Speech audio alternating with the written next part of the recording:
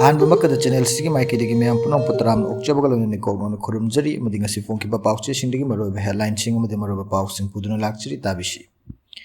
governor मियाम अकन खोंजिन चंगसिंदुना थिंब थमलिब तरागनिथोई सुब Manipur Sangai festival हौदोखरे IDP Singh चुचामपुर तम थोमजिन फैगाक चाउ इखाइद थत्तुना थमखरे पुलिस का मुकनखरे हौजिक मरोब पाउ लबिसी गवर्नर मियाम अकन खोंजिन चंगसिंदुना थिंब थमलिब तरागनिथोई सुब मणिपुर संगाई फेस्टिवल हौदोखरे चाही अनी मखाई हेन इरांग लांजिन हलबा IDP सिंह अमसुंग मियामना चंगसिलकपा अकनब खोंजंग मनुंग गवर्नर अजय कुमार बलाना ngasi तरागनिथोई सुब मणिपुर संगाई फेस्टिवल 2025 हौदोखरे ngasi nungthil pung mari makhai tabada Manipur governor Ajay Kumar Bhalla अमसुंग फर्स्ट लेडी ज्योति बलाना संगाई फेस्टिवल की मपुंग ओइबा मफम अमा ओइरिबा हप्ता कांगजिबुंग दा लाक्लगा नुमित तरानी चुमना चथगदबा फेस्टिवल असिगी रिबन कक्तुना हौदोखि थौरम अदुदा हानगी मिनिस्टर थोंगाम बिश्वरजित अमसुंग हानगी मिनिस्टर थौनाउजम बसंत कुमार सुसरुक याकी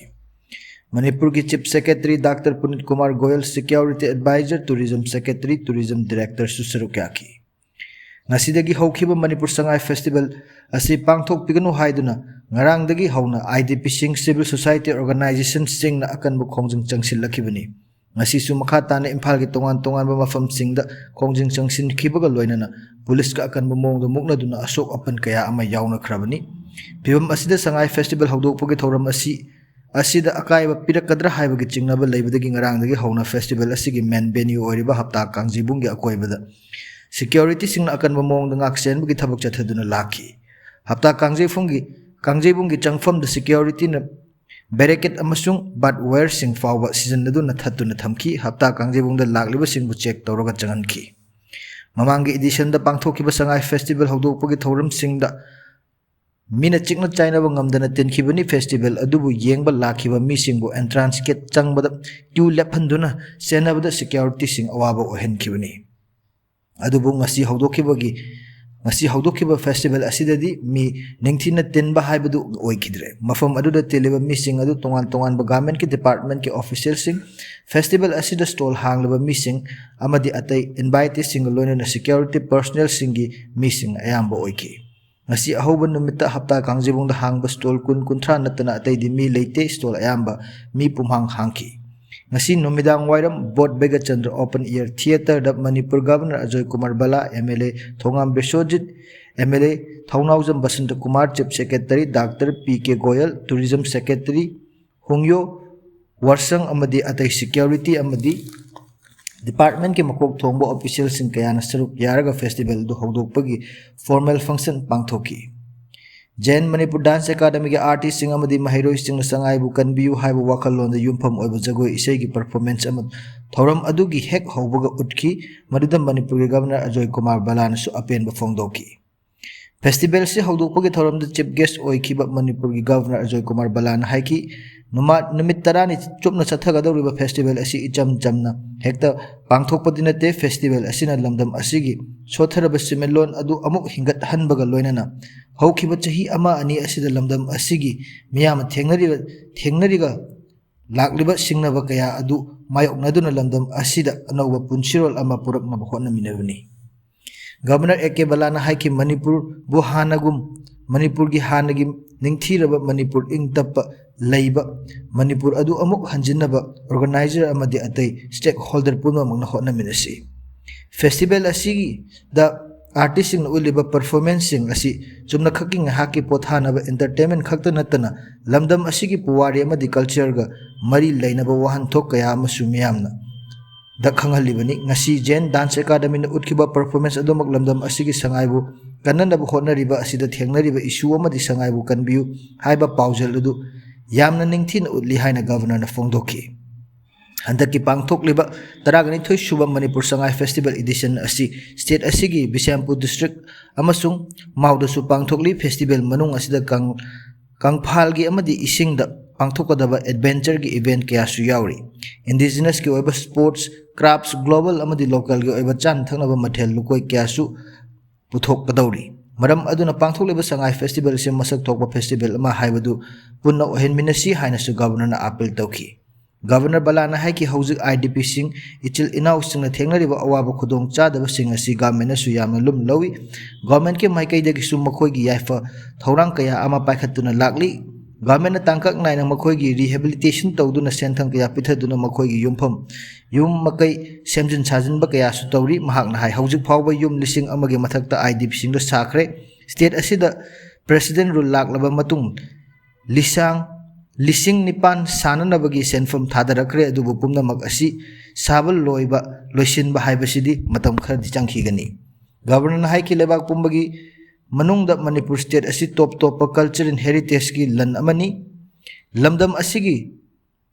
modern polo hodokhiba asi aikhoi punamak ki chauthok chaphamni festival asi su sangol kangjai gi tournament pangthokani atai makhal kaya gi thoram sing loinana literature festival phawbu su pangthoknaba yauri mahakna makhata na haki government su state asida tourism yokhatnabagi thorang kaya ama tawri maru oina home state promote tawnanaba district level tourism circuit semgat sagat pana chingba kaya ama tawri tourism gi department su state asida lam koiba singna yengfam oiba yaba tourism gi potential leiba mafam chamaga kunthra manga hena khandok leire lakliba chahi singdadi hariba mafam sing asi yauna state asigi mafam ayamba mafam singdusu loina council laga sangai festival asi paksan na pangthokna ba hotna minasi Manipur sangai festival si state asida tourism chawkhat hanbata natna achouba thodang amasu lawribani masina tourism ga mari lainana employment piba state asigi simit loan fagat hanbada mateng panglibani haina governor Ajay Kumar Balana fongdoki ningsing bayai ing 2023 gi May 3 dagi thorakiba irang maram oiraga hokkiba chahi anisi Manipur sangai festival amasung siroi festival jauna government sinwa makhal amatagi festival sing pangthoktana lakibani adubu state asida chahi asigi February 19 dagi president rule lairakpadagi chahi asida manga sub siroi festival 2025 May 20 dagina 24 bo pangthokraba matung calendar festival ama oiriba taragan thu shuba sangai festival 2025 November 21 dagina 30 fawba pangthokpani haina makhatana panki nakal maramduna IDP sing chuchampur tam thomjin bada fegak chaw ikhaire thattuna thamkhre police ko muknakre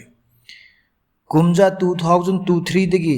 May 3 dagi Manipur thokliba kanglu ki irang asin maram oiraga chuchampur rom dagi mayum makai thadoktum lanjen aduna Manipur gi mafam kya da hanglu relief camp singta changjafam lawduna leiriba IDP singna makhoi gi hana leiramba mafam chuchampura hallage haina thomjil lakoda faigak chaw ikhaina thattuna thamki thomjil lakhiba IDP singna police na tankhai bana ba hona bada tear gas kapada mi kaya asok apan yahon ki hairi asok pasingi manungda chuchampur maitai victim committee ki co convener na baning thaujam chuchampur gi kwakta sericulture training institute ki relief camp ta leiba jiban naurem torbung dagi haujikna mukta high school ki relief camp da leiba W Jenny chuchampur gi kauta sericulture training institute relief camp da leiba K Nivendro yauri asok pasing adu kauta PHC da pukhatuna laikan naki nupi ani nupa amaga susok padagi district hospital Bishampura laikan nari hairi IDP singna laurakliba firep asing ngasidagi Manipur laingakna tourism department asinduna hauriba Manipur sangai festival si pangthokna ba laingak ta kyarak haibaga lona na sangai festival tawdana ba wakat mifam kya phambada natana sangai festival pangthokna ba ngarang su Manipur governor tamna IDP singna lakpada police na tear gas bomb na chingba kaptuna tan khaiki laingak na ngami matagom security na section na ngak senhanduna sangai festival pangthokpa singasi ahoban numita khoishaunaraba IDP singna masagi horapam chuchampurda sirabasu sijarage haiba pandamda chuchampur tamna lakpada phegak chaw ikhaida duty tariba state amadi central force singna thatuna thamki IDP amana fongdorakda Manipur lengang sinduna sangai festival pangthokpada changadaba senfam kaya relief camp ta awaba khangliba IDP singi awat apamen sinbinaba haiduna lakpaga lona sangai festival pangthoklabadi IDP sing amata saruk yaro habagi firep lawdun leiribani adubu lengak na ngami matagom sangai festival pangthoklakpa si IDP singi awaba karimta hana yengdarba ga loina na nachungde takpani maram sina lengak na IDP sing ikhoigi awaba ubidrabani na isagi horafam chuchampura sirabasu sijarage haiba pandamda chuchampura changanaba firep asi lorokpani haina makhatana panki masini ngasi nongmage maruba headlines sing amadi maruba paw sing tabire bisingbu amgu khurumjari channel asibu like share amadi subscribe toba kawbiganu haiba loina na matang aswai tension jari